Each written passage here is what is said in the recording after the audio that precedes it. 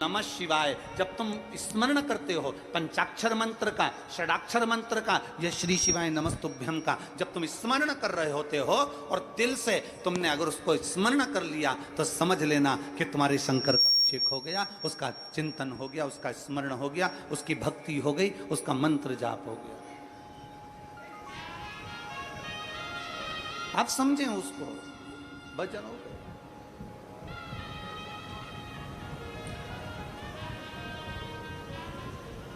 आप में से कितने लोग हैं जो भगवान के मंदिर में प्रसाद लेकर जाते हैं? जल्दी से हाथ उठाओ। अरे उठाओ तो सही, कभी तो ले गए होगे, कोई से तो देवता क्या ले गए होगे, ले गए थे ना, हम भी ले गए थे, ठीक है, तुम ले गए थे तो हम भी ले गए थे, हम कोई अलग से तो पैदा हुए नहीं है? तुम ले गए थे तो हम भी ले गए थे। अब आप में से कितने लोग हैं जितना प्रसाद लेकर गए थे उतना की उतना प्रसाद तुमने भगवान को खिला दिया? हम भी लेकर गए थे, हम भी नहीं खिला पाए। अगर तुम में कोई बैठा हो जिसने भगवान को 1 किलो मिठाई पूरी खिला दी, लड्डू पूरा खिला दिया, बर्फी पूरी खिला दी, कोई बैठा है? नहीं, ना हम हैं ना तुम, जैसे तुम वैसे हम, ठीक है। अब अंदर बैठा भगवान को तुमने भोग लगाया और तुमने वो प्रसाद वहां रख दिया, तुमने वो प्रसाद वहां दे दिया और भगवान को नमन कर कर कहा, बाबा मैं तुम्हारे लिए ये भोग लेकर आई हूं, आप इसको पा लेना। जब शरीर में बहुत बड़ी बीमारी होती है ना, तो जो लोटा भरकर जल चढ़ाने वाले होते हैं ना, जो भगवान को जल चढ़ाते हैं, वो जल चढ़ाते चढ़ाते शंकर जी को क्या कहते हैं? बाबा बहुत बड़ी बीमारी हो गई, डॉक्टर ने मना कर दिया है। बाबा, डॉक्टर कहता है कि ये किडनी नहीं चलेगी, ये लीवर नहीं चलेगा। बाबा मेरा थायराइड बढ़ गया, बाबा मेरी शुगर बढ़ गई, बाबा मेरा ब्लड प्रेशर गड़बड़ हो रहा है, बाबा मेरी आंखों की रोशनी चली गई, बाबा बहुत तकलीफ में हूँ। तब हम जब भगवान शंकर को जल चढ़ाते हैं ना, उस समय बाबा से कहते जाते हैं और बाबा से आखिरी में जल चढ़ाकर फिर कहते हैं, बाबा मैंने जो जल समर्पित करा है ना बाबा, इसको अमृत कर दीजिए।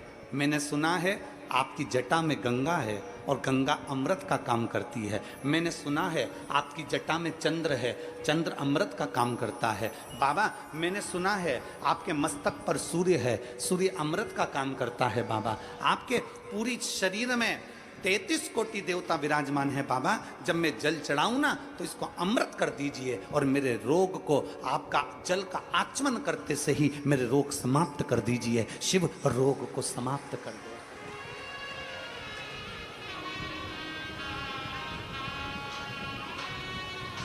आप भी प्रसाद लेकर मंदिर में गए, हम भी प्रसाद लेकर मंदिर में गए।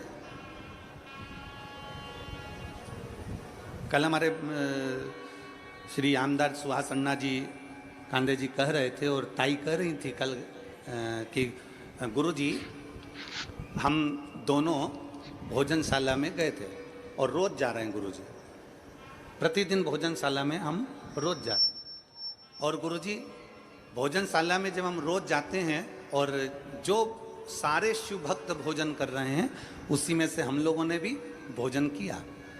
तो कल माननीय आमदार जी और ताई कह रहे थे कि गुरुजी ना जाने उस भोजन में क्या है ऐसा कि भगवान का प्रसाद अलग ही स्वाद आ जाता है। तो मैं श्री सुहास अन्ना जी से कहूँगा, जब भाव से भगवान को दिया जाए ना तो भगवान भाव से पा लेता है।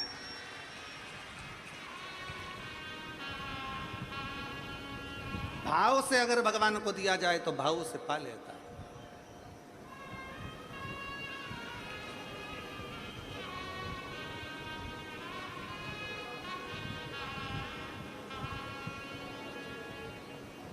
तीन लाख भक्त अगर यहाँ कथा सुनने के लिए आ रहे हैं, 2 लाख भक्त कथा सुनने के लिए आ रहे हैं, 4 लाख भक्त अगर कथा सुनने के लिए आ रहे हैं, तो उसमें से कम 1.5 से 2 लाख भक्त ऐसे होते हैं जो भगवान शंकर का प्रसाद पाकर जाते हैं।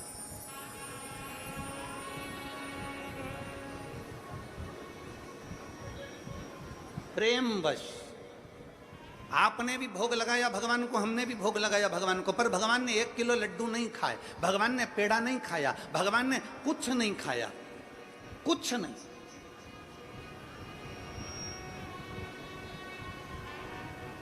जब भगवान ने कुछ नहीं पाया, प्रेमवश बस भगवान के सामने रखा और भगवान ने उसे भाव से पा लिया, तो जो प्रसाद हम खाते हैं उसमें अपने आप स्वाद बढ़ जाता है। इससे ये महसूस होता है कि भगवान ने भोग लगा लिया है।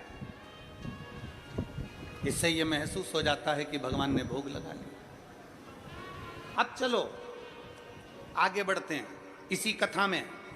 आप में से सबने भगवान को भोग लगाया, हमने भी भगवान को भोग लगाया। भगवान ने अंदर भोग लगा हुआ प्रसाद पंडित जी ने हमको वापस दे दिया, हम अपना डब्बा। अब हमारा सनातन धर्म क्या कहता है? अब हमारा सनातन धर्म क्या वर्णन करता है कि मंदिर से जब प्रसाद का डब्बा लेकर निकलो तो उसमें से थोड़ा थोड़ा प्रसाद सबको बांटो। बोलो, बोलता है कि नहीं बोलता? हमारा सनातन धर्म कहता है कि मंदिर में से प्रसाद लेकर निकलो तो उस प्रसाद में से वितरण कर दो।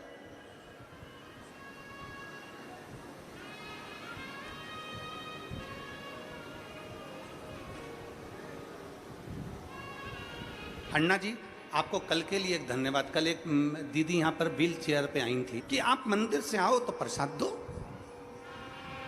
सनातन धर्म में ये नियम क्यों बना कि आप भीमा शंकर गए, वहां से दर्शन करके आए और आपने अपने पड़ोसियों को, रिश्तेदारों को, नातेदारों को छोटा छोटा पैकेट बनाकर प्रसाद का दिया, आपने किसी को प्रसाद दिया। ये प्रसाद हमारे सनातन धर्म में हम कहीं से होकर आते हैं, भगवान को भोग लगा कर आते हैं। ये प्रसाद क्यों देते हैं? उसका कारण है क्या?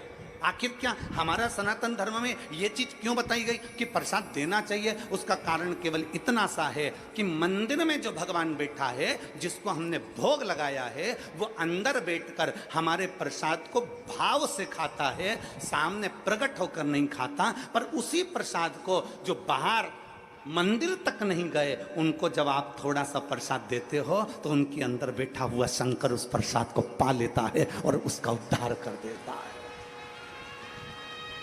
तुझ में रब दिखता है, यारा में क्या करूं? हर एक में शिव दिखता है, यारा में क्या करूं?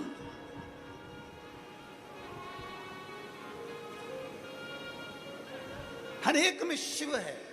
मंदिर से बाहर निकले, प्रसाद बांटना प्रारंभ करा। प्रसाद बांटना प्रारंभ करा तो ना जाने किस वेश में नारायण मिल जाए, इतने को प्रसाद दिया है। 25 लोगों ने प्रसाद लिया, 50 लोगों ने प्रसाद लिया। ना जाने कौन व्यक्ति के साथ था, किस भाव से उसने प्रसाद को ग्रहण करा। ना जाने कौन था जो शंकर का रूप रखकर आया, प्रसाद लेकर चले गया। ना जाने कौन था जो शिव तत्व के रूप में आया और प्रसाद लेकर चले गया।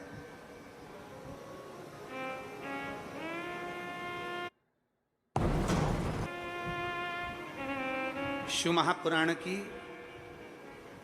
7 दिन की अगर कथा होती है या 5 दिन की कथा होती है, तो 5 दिन की कथा में 4 दिन जो व्यासपीठ की बेलपत्र रहती है वो औषधि की रहती है। 7 दिन की जो कथा होती है उसमें 6 दिन की बेलपत्र औषधि की रहती है।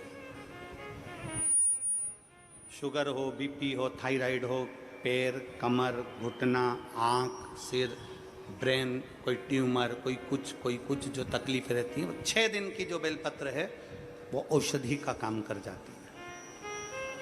7वें दिन की बेलपत्र को खाया नहीं जाता। 7वें दिन की बेलपत्र को केवल लाल वस्त्र में उसको लपेटकर अपने घर में उसको रख लिया जाता। 5 दिन की कथा है तो 4 दिन की बेलपत्र औषधि का कार्य करती है। 5वें दिन की बेलपत्र केवल बरकत का, लक्ष्मी का कार्य करती है, भंडार का कार्य करती है।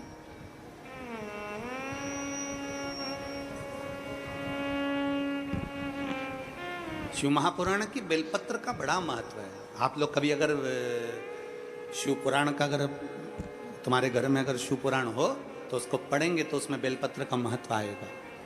बेलपत्र का क्यों शिव पुराण की बेलपत्र की इतनी औषधि है? क्यों शिव पुराण की बेलपत्र को इतना लक्ष्मी की प्राप्ति का केंद्र बिंदु बताया? उसका कारण यह है, 12 ज्योतिर्लिंग करने के लिए 12 स्थान पर जाना पड़ता है।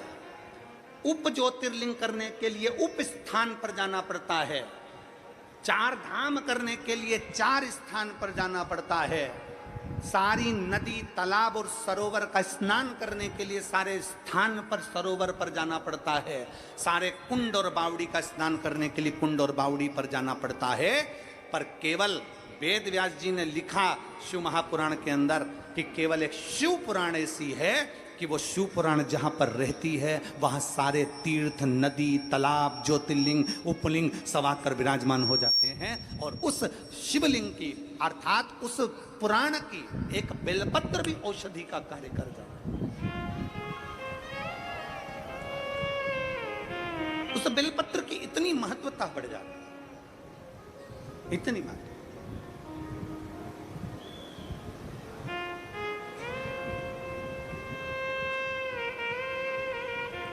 आज पूरे महाराष्ट्र का गौरव का विषय है।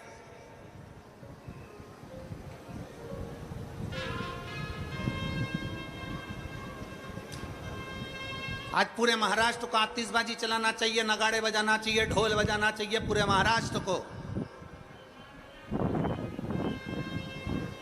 कि व्यासपीठ की बात को राज सत्ता तक लिया गया और माननीय महाराष्ट्र के मुख्यमंत्री जी ने गौ माता को